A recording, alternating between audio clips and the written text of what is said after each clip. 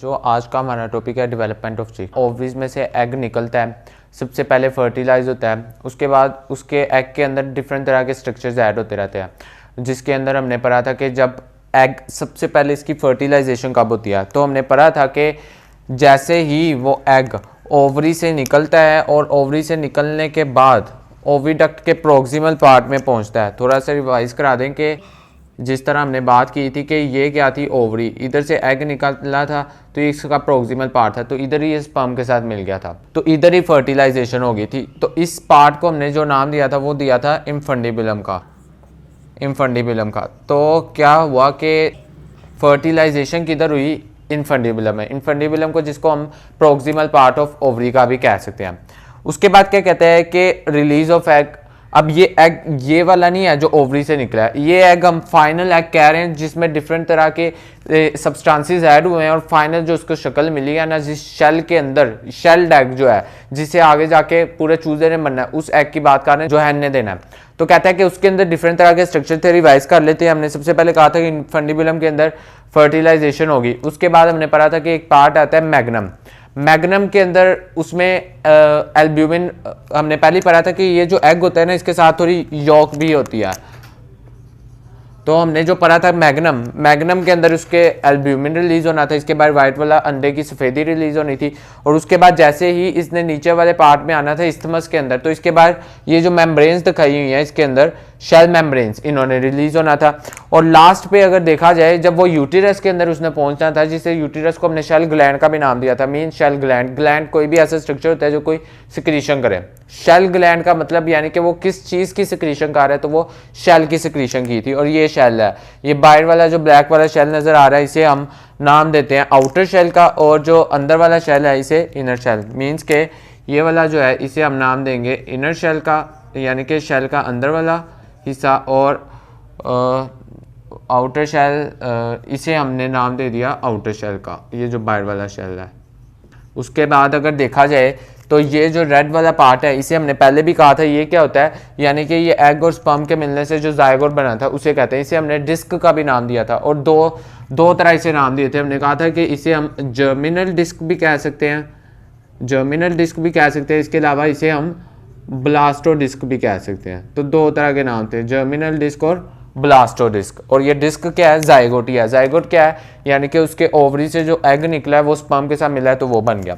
उसके बाद ये वाला जो पार्ट है, ये असल में येलो कलर का है, येलो मार्कर नहीं है तो हमने ग्रीन से शो कर दिया। तो येलो कलर का अंडे के अंदर जो पार्ट होता है उसे जर्दी कहा जाता है, तो इसे हम नाम देते हैं जर्दी को इंग्लिश में यॉक का।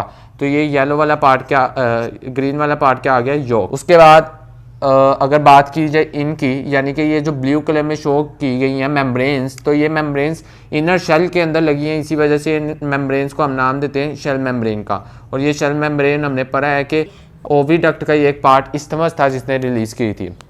उसके बाद ये जो आपको ब्लैक कलर के स्ट्रक्चर दिखाई दे रहे हैं, जिसने क्या किया हुआ है, इस यॉक और एग को फ्लोट करा रहे सही तरह से इस शेल के अंदर। इसे हमने पहले भी पढ़ा था कि नाम दिया था शिलाजे का, से बस हम रिवाइज कर रहे हैं आगे बढ़ने से पहले। और उसके बाद अगर बात की जाए इसकी, ये जो वाइट एरिया है, यानी कि ये वाइट एरिया, यानी कि वाइट एरिया किसके दरमियान, शेल मेम्ब्रेन और यॉक के दरमियान वाला वाइट एरिया। इस वाइट एरिया को हमने नाम दिया है वो है एल्ब्यूमिन का, यानी कि अंडे की जो सफेदी होती है उसे हम कहते हैं एल्ब्यूमिन का। उसके बाद अगर बात की जाए, कहता है कि एग का वो वाला पार्ट जिसमें ये देखो, वो वाला पार्ट जिसमें ये जर्मिनल डिस्क यानी कि जायगोट आता है, इसे ऊपर वाले पार्ट को नाम देता है एनिमल पोल का। और कहता है कि वो वाला पार्ट, यानी कि ये जो मैंने लाइन लगाई है, यानी कि इस डिस्क से नीचे वाला सारा पार्ट जिसके अंदर सारी यॉक आ जानी है, इसके अलावा ये मेम्ब्रेन्स और एल्ब्यूमिन, ऊपर वाले में भी मेम्ब्रेन्स और एल्ब्यूमिन आना है, लेकिन नीचे वाले में डिफरेंस क्या है कि नीचे वाले में ये डिस्क नहीं आनी है। तो नीचे वाला पार्ट जिसके अंदर डिस्क नहीं इंक्लूड है, सिर्फ yolk, albumin, shell membranes include है, इस पोल को हम नाम देते हैं वेजिटल पोल का। तो ये पूरे एग का कंप्लीट स्ट्रक्चर है, जिसके अंदर देखा जाए तो सबसे अंदर जो रेड कलर का है ये जर्मिनल डिस्क या ब्लास्टोडिस्क जिसे जायगोट का नाम देते हैं, और ये ब्लू कलर की मेम्ब्रेन शेल मेम्ब्रेन, इसका बाहर वाला शेल आउटर शेल, अंदर वाला शेल इनर शेल, और ये व्हाइट कलर में जो सारा है ये एल्ब्यूमिन, और ये ब्लास्टोडिस्क या जर्मिनल जिससे ऊपर वाला जितना भी पार्ट है उसे मिला के उसे एनिमल पोल, और इससे नीचे यॉक के साथ जितना भी ये नीचे वाला पार्ट चलता आ रहा है इसे वेजिटल पोल का नाम दे दिया। तो एग के दो पोल है, एनिमल पोल एंड वेजिटल पोल। ये कंप्लीट एग का स्ट्रक्चर है जो अब हैन ने दे दिया है। रिलीज ऑफ एग हो गया ये सारा, मतलब अंदर जब उसके पूरे ओविडक्ट और यूटेरस के अंदर काम होके सारा ये इस फॉर्म में निकलेगा। उसके बाद क्या कहते हैं कि इंक्यूबेशन। अब कहते हैं कि इंक्यूबेशन दो तरह से हो सकती है। एक इंक्यूबेशन जो है वो नेचुरली कराई जाती है, नेचुरली खुद ही होती है, और एक इंक्यूबेशन जो आर्टिफिशियली कराई जाती है आर्टिफिशियल मीन से। तो कहते हैं कि अगर नेचुरल देखा जाए तो नेचुरल प्रोसेस क्या है इस एग की डेवलपमेंट का। मुर्गी अंडे के ऊपर बैठेगी तो अंडे को टेम्परेचर मिल जाएगा अप्रोक्सीमेटली 36 टू 38 डिग्री सेल्सियस, इसके दरमियान मुर्गी जिस अंडे के ऊपर बैठी है ना उस अंडे को टेम्परेचर इतना मिल जाएगा मुर्गी के, क्योंकि बॉडी की जो होती है वो गर्म होती है, वो एंडोथर्म्स है, तो इसी वजह से इतना टेम्परेचर मिल जाएगा। और जैसे ही ये टेम्परेचर मिलेगा तो कहता है कि क्या शुरू हो जाएगी, फर्दर डेवलपमेंट शुरू हो जाएगी। डेवलपमेंट किसकी शुरू हो जाएगी, ये जो डिस्क है इसकी डेवलपमेंट शुरू हो जाएगी, क्योंकि आगे जाके इसी डिस्क से क्या बनना है, पूरा एक नया चिक बनना है। तो क्या कहता है कि चिक बनने के लिए सबसे जरूरी ये है कि जब जैसे ही एग निकल गया उस एग को टेम्परेचर दे दिया जाए 36 से 38 डिग्री सेल्सियस। दो तरह से होता है, नेचुरली मुर्गी उसके ऊपर बैठे तो 21 दिन बाद क्या होगा, उसे वही टेम्परेचर अगर 21 दिन तक मिलता रहा तो उसके अंदर काफी डेवलपमेंटल स्टेजेस आएंगे। वो पढ़ते हैं क्या क्या डेवलपमेंटल स्टेजेस आएंगे और पूरी एक मुर्गी बन जाएगी, पूरा एक चिक बन जाएगा। दूसरा क्या कहते हैं कि इसे आर्टिफिशियली कराया जा सकता है। अब इसके अंदर देखें ना, नेचुरली तो काफी सारे कहते हैं कि अगर आपको काफी लार्ज स्केल पे उस अंडों में से बच्चे चाहिए ना तो आप हर ये नहीं कर सकते हो कि हर अंडे को मुर्गी के नीचे रख दो, क्योंकि वो अंडे काफी टूट भी सकते हैं, ये भी खर्चा होता है। तो जो टूट जाएंगे उनसे आगे बच्चा नहीं निकलेगा, उनकी जो प्रोडक्शन है वो कम हो जाएगी। तो कहते हैं कि इसके लिए क्या किया जाता है, इसके लिए आर्टिफिशियल मीन यूज किया जाता है। आर्टिफिशियल जो यूज किए जाते हैं उन्हें इंक्यूबेटर्स का नाम देते हैं। इंक्यूबेटर्स के अंदर क्या किया जाता है, इंक्यूबेटर के अंदर भी उस ये जो अंडा है इसे टेम्परेचर दिया जाता है 36 टू 38 डिग्री सेल्सियस। जैसे ही, यानी कि इंक्यूबेटर ऐसी मशीन है जिसके अंदर इतना टेम्परेचर फिक्स होता है कि इतना मिलता रहना।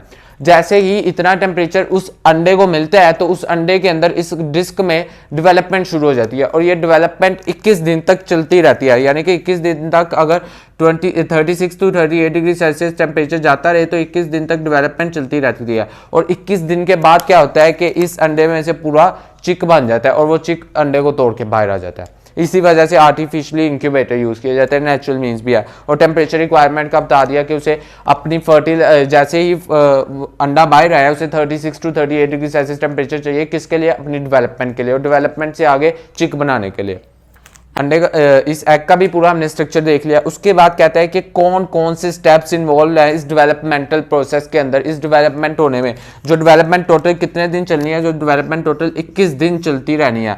इस अंडे के अंदर 21 दिन में ऐसा क्या क्या होता रहना है कि ये छोटी सी डिस्क ने पूरा एक चिक बना देना है। तो कहते हैं कि वो काफी सारे स्टेप्स है। अगर उन स्टेप्स का एक फ्लो चार्ट देखा जाए तो कहते हैं कि सबसे पहला स्टेप उसमें जो होगा वो क्लीवेज होगा। दूसरा स्टेप उसमें मोरूला फॉर्मेशन होगी। तीसरा स्टेप उसमें ब्लास्टुलेशन होगी।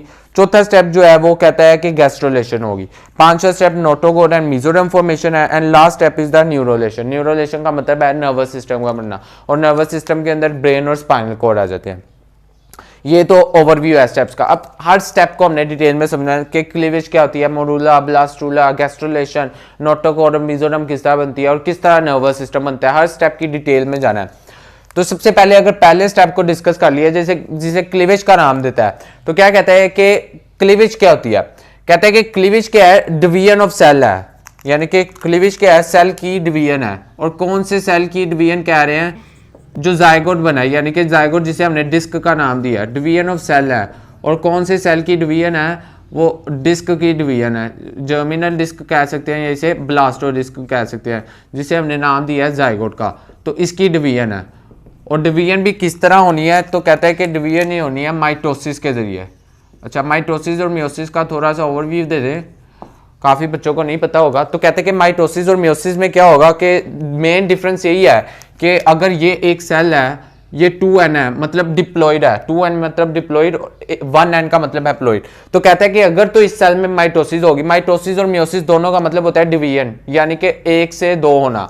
और तो कहता है कि इसमें अगर सेल डिवाइड करेगा, जो 2 सेल्स में जाएगा, तो कहता है कि जिस तरह ये 2n था तो ये दोनों सेल भी क्या होंगे 2n, तो हम इधर कह देंगे क्या हुई माइटोसिस, यानी कि अगर 2n से 2n ही रह रहा है तो क्या होगी माइटोसिस। लेकिन अगर कहता है कि ये 2n से, अच्छा मियोसिस में आगे 4 सेल बनते हैं, तो कहता है कि ये 2n से अगर 1n के अंदर चला जाए, देखा हाफ हो गया, तो कहता है कि इधर क्या होगी मियोसिस।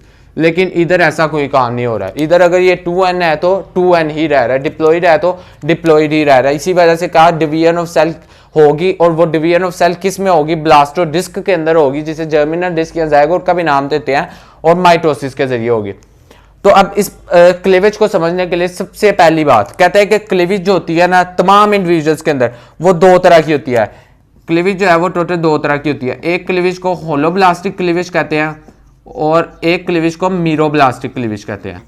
अगर ह्यूमंस की बॉडी की बात करी जाए, हमारी बॉडी के अंदर बात की जाए, तो कहते हैं कि हमारी बॉडी के अंदर जो क्लीवेज है वो होलोब्लास्टिक क्लीवेज है। इसका मतलब क्या है, इसका मतलब ये है कि फर्ज कर लो ये अगर एक सेल है, ठीक है, ये एक सेल अगर पूरा सेंटर से डिवाइड करता है, आधा सेल ये इधर चला गया और आधा सेल ये इधर चला गया, यानी कि इस पूरे ने डिवाइड किया, तो ये क्लीवेज क्या है होलोब्लास्टिक, मींस पूरे होल सेल ने डिवाइड किया, पूरे के पूरे सेल ने डिवाइड किया, और तो ये क्लीवेज क्या है होलोब्लास्टिक। लेकिन मीरोब्लास्टिक क्लीवेज क्या है, मीरोब्लास्टिक क्लीवेज ये है कि इसके अंदर पूरे का पूरा ये सेल कभी भी डिवाइड नहीं करेगा, ये नहीं होगा कि दरमियान से कटेगा, आधा सेल इधर चला जाएगा, आधा सेल इधर चला जाएगा, ये कभी भी नहीं होगा मीरोब्लास्टिक क्लीवेज में। इसमें क्या होगा, कहता है कि इस सेल के ऊपर एक चीज पड़ी होगी, जो डिवीजन होगी वो सिर्फ और सिर्फ इसी चीज के अंदर होगी, ये जो रेड कलर की चीज दिखाई है, बाकी डिवीजन इस ब्लैक वाले से इस डिवीजन का कोई ताल्लुक ही नहीं है। यानी कि सेल के ऊपर एक छोटी सी चीज होगी जिसके ऊपर डिवीजन होगी, तो वो क्लीवेज क्या है मीरोब्लास्टिक। यानी कि होलोब्लास्टिक के अंदर पूरे सेल ने, होल सेल ने डिवाइड करना है, लेकिन मीरोब्लास्टिक क्लीवेज के अंदर क्या है कि मीरोब्लास्टिक क्लीवेज के अंदर पूरे सेल ने नहीं डिवाइड करना है, सिर्फ और सिर्फ सेल के ऊपर रखे एक पार्ट ने डिवाइड करना है। ठीक है, समझ आ गई। तो कहता है कि वो क्लीवेज अगर ह्यूमंस के अंदर बात की जाए, तो मैंने पहले ही बता दिया कि हमारे अंदर जो क्लीवेज है वो होलोब्लास्टिक क्लीवेज है। लेकिन अगर कहते हैं कि चिक वगैरह की बात की जाए, मुर्गियों वगैरह की बात की जाए, इनके अंदर जो क्लीवेज होती है ये मीरोब्लास्टिक टाइप होती है, यानी कि इसके अंदर पूरा सेल नहीं डिवाइड करता है, सेल के ऊपर लगा एक स्पेसिफिक पार्ट ही डिवाइड करता है, और उस स्पेसिफिक पार्ट को हम जर्मिनल डिस्क कहते हैं। अच्छा, वो टाइप की क्लीवेज जो स्पेसिफिक पार्ट डिस्क के ऊपर ही हो, हैंस के अंदर मीरोब्लास्टिक हो, उस क्लीवेज को क्या नाम देते हैं, उस क्लीवेज को हम स्पेसिफिक नाम देते हैं डिस्क्वाइडल क्लीवेज। तो डिस्क्वाइडल क्लीवेज की अगर बात करें तो हमने कहा हैंड्स वगैरह के अंदर अगर देखा जाए जो क्लीवेज है वो सिर्फ और सिर्फ इसी स्पेसिफिक पार्ट जो यॉक के ऊपर पड़ा हुआ है, और किस पार्ट के अंदर पड़ा है, इतना ये जो पोल था हमने क्या कहा था, ये एनिमल पोल है। तो वो क्लीवेज जो सिर्फ और सिर्फ एनिमल पोल में यॉक के ऊपर पड़े हुए डिस्क के ऊपर हो, उस क्लीवेज को हम क्या नाम देते हैं, डिस्क्वाइडल क्लीवेज का नाम देते हैं। तो डिस्क्वाइडल क्लीवेज क्लियर हो गया। उसके बाद कहता है कि अब ये जो क्लीवेज होनी है जिसमें खाली और सिर्फ ये नहीं होगा कि इस तरह ये पूरा आधा इस तरह डिवाइड करेगा, ये यॉक में क्लीवेज नहीं होगी, ये यॉक से ऊपर जितनी भी डिस्क है सिर्फ इसी के अंदर क्लीवेज होगी, तो ये डिवाइड करेगा। अब इसमें डिवीजन किस तरह होगी, जिस तरह अगर ह्यूमंस की बात की जाए तो उसके अंदर हमने पढ़ा था कि ये पहली डिवीजन हुई तो ये अलग सेल हो गया, ये अलग सेल हो गया, 2 सेल्स के अंदर डिवाइड हो गया। तो ये जो लाइन थी जिसने एक सेल को 2 सेल के अंदर डिवाइड किया, इस लाइन को हमने नाम दिया था क्लीवेज फरो, यानी कि वो लाइन जो सेल्स को डिवाइड करे उस लाइन को क्लीवेज फरो का नाम देते हैं। तो कहते हैं कि अब हैंड्स वगैरह के अंदर क्लीवेज फरो किस तरह की होगी, तो कहता है कि इसके अंदर पहली जो लाइन लगेगी जो पहला सेल को 2 में डिवाइड करेगी, वो फर्स्ट क्लीवेज फरो हमेशा वर्टिकल होगी। उसके बाद कहता है कि इसमें जो दूसरी लाइन लगेगी जो इसको और सेल्स के अंदर डिवाइड करेगी, वो भी वर्टिकल ही होगा। और लिखता है कि जो इसकी थर्ड क्लीवेज फरो होगी ये हॉरिजॉन्टल होगी। ये इंपॉर्टेंट बातें हैं। इसके अलावा लास्ट कहता है कि जो इसके बाद थर्ड के बाद जितनी भी क्लीवेज होनी है वो सारी की सारी कहता है कि क्लीवेजेस जो है वो रैंडम होंगी, यानी कि फर्स्ट क्लीवेज जो है वो वर्टिकल, सेकंड क्लीवेज भी वर्टिकल, फिर एक हॉरिजॉन्टल, उसके बाद जितनी भी क्लीवेज होनी है वो सारी क्या है हॉरिजॉन्टल। और हॉरिजॉन्टल क्लीवेज होगी उसके बाद सेल काफ़ी ज़्यादा, ये जो एक डिस्क थी ये काफ़ी ज़्यादा सेल्स के अंदर डिवाइड हो जाएगी। ठीक है, अब देखते हैं कि ये पहली वर्टिकल किस तरह जाएगी, दूसरी वर्टिकल किस तरह और तीसरी हॉरिजॉन्टल किस तरह। तो तो इसने जो बुक में डायग्राम बनाई है ना, उसके मुताबिक उसने क्या है कि ये पहली लाइन, अच्छा ये देखो, अगर ये लाइन है ना तो ये वर्टिकल होता है और ये नीचे वाली लाइन क्या होती है, हॉरिजॉन्टल। जिस तरह पढ़ा था ये हॉरिजॉन्टल कंपोनेंट होता है, ये वर्टिकल। तो कहता है कि बुक में ये पहली क्लीवेज हुई, और ये हम किसकी बात कर रहे हैं, ये सिर्फ और सिर्फ ये डिस्क है, ये पूरा ये सेल नहीं है, ये सिर्फ और सिर्फ डिस्क है जो किसके ऊपर पड़ी है, योक के ऊपर। तो कहता है कि पहली क्लीवेज उसने वर्टिकल दिखाई, दूसरी बुक के अंदर उसने दिखाई है कि ये तो पहली होगी, दूसरी उसने दिखाई कि इस तरह। अब ये आपको तो दिखने में लग रहा है हॉरिजॉन्टल है, लेकिन इस तरह नहीं होगा, मैं अभी एक्सप्लेन करता हूँ। उसके बाद कहता है कि तीसरी इस तरह उसने दिखाई है कि हॉरिजॉन्टल होगी, और उसके बाद कहता है कि ये जो सेल है ये काफ़ी छोटे छोटे सेल्स के अंदर डिवाइड हो जाता है। ये काफ़ी सारे सेल्स, जब रैंडम क्लीवेज हुई ये काफ़ी सारे सेल्स के अंदर डिवाइड हो गया। अब देखते हैं कि किस तरह पहली क्लीवेज वर्टिकल है, दूसरी क्लीवेज वर्टिकल है और तीसरी क्लीवेज हॉरिजॉन्टल है। तो अगर इसकी एग्जांपल ले ली जाए तो ये देखें, सबसे पहले इसको ऊपर से ऐसे काटा गया, ऊपर से काटा गया तो ये देखो ऊपर से आया, ये क्या है, वर्टिकल है, एक वर्टिकल होगी, एक वर्टिकल होगी तो ये देखें दो सेल्स के अंदर डिवाइड हो गया, एक ये वाला सेल्स और एक ये वाला सेल, दो सेल के अंदर डिवाइड हो गया। उसके बाद पहली क्लीवेज इस तरह गई वर्टिकल, दूसरी क्लीवेज भी ऊपर से इस तरह आई, ये भी क्या हुई, वर्टिकल हुई, ये भी वर्टिकल हुई। तो अब देखें सेल्स चार में डिवाइड हो गया, एक ये सेल, एक ये सेल, एक ये सेल और एक ये सेल, चार सेल बन गए जब दो क्लीवेज हुई। तीसरी क्लीवेज क्या कहता है कि तीसरी क्लीवेज जो होगी वो हॉरिजॉन्टल होगी, ये इधर से आएगा, इधर से ये हॉरिजॉन्टल होगी। देख लेते हैं अभी, इधर से ये हॉरिजॉन्टली कटेगा, ये ज़रा माल्ट है, थोड़ा इसका जूस तो निकलेगा। ये देखें, अब ये क्या हुआ, 1 2 3 4 5 6 7 और 8, ये देखें 1 2 3 4 5 6 7 और 8, 8 पीसीस के अंदर ये डिवाइड हो गया। तो देखा आपने किस तरह, दोबारा एक बार देख लेते हैं कि किस तरह क्लीवेज होगी। तो पहली इस तरह गई नीचे और वर्टिकल होगी, दूसरी भी ऊपर से आई और इस तरह वर्टिकल होगी, 4 सेल्स के अंदर डिवाइड हो गया। तीसरी इस तरह नीचे से आई और हॉरिजॉन्टल होगी, टोटल 8 सेल्स बन गए। उसके बाद यही इसने बुक में इस तरह की लाइन बनाई है, पहली वर्टिकल दूसरी वर्टिकल, हालांकि बनता किस तरह है, पहली वर्टिकल दूसरी वर्टिकल तीसरी हॉरिजॉन्टल, उसके बाद रैंडम। ये मेन पॉइंट था कि चिक के अंदर जो क्लीवेज है वो डिस्क्वाइडल है और पहली वर्टिकल दूसरी वर्टिकल तीसरी हॉरिजॉन्टल और फिर रैंडम होती है। अब कहता है कि ये जब रैंडम क्लीवेज होगी, अच्छा जब पहली क्लीवेज हुई तो ये देखो टोटल कितने सेल बन गए, 2 सेल, एक ये दूसरा ये। जब दूसरी क्लीवेज हुई तो कितने बन गए, 1 2 3 4। उसके बाद जब तीसरी क्लीवेज होगी, जिस तरह मैंने दिखाया, जब तीसरी हॉरिजॉन्टल होगी तो टोटल 8 सेल्स बन जाएंगे। अब इन 8 सेल्स में रैंडम क्लीवेज होगी तो वो काफ़ी सारे इस तरह जो दिखाया कि काफ़ी सारे सेल्स के अंदर डिवाइड हो गया। और ये जो ग्रुप ऑफ सेल्स बने हैं, ग्रुप ऑफ सेल्स बने हैं जो डिवाइड होके बने हैं, किसकी डिवीजन से बने हैं, योक के ऊपर प्रेजेंट डिस्क की डिवीजन से बने हैं। इन ग्रुप ऑफ सेल्स को नाम देता है ब्लास्टोमर्स का। अच्छा, इस नाम को भी अगर गौर कर ले तो मर का मतलब होता है यूनिट, मर का मतलब होता है यूनिट, और ब्लास्टो किसकी यूनिट, ब्लास्टो डिस्क के यूनिट, यानी कि वो जो जर्मिनल डिस्क है जिसकी डिवीजन हुई है, इसकी डिवीजन से जो छोटे छोटे यूनिट बने हैं, जो छोटे छोटे सेल्स बने हैं, इन्हें क्या नाम दे दिया, ब्लास्टोमर्स का। तो आज तक क्लीवेज ही, इसके बाद हम इसकी स्टेजेस पढ़ेंगे, blastomorula, blastulation, gastrulation, notochord, mesoderm formation, then last हम न्यूरोलेशन पढ़ेंगे।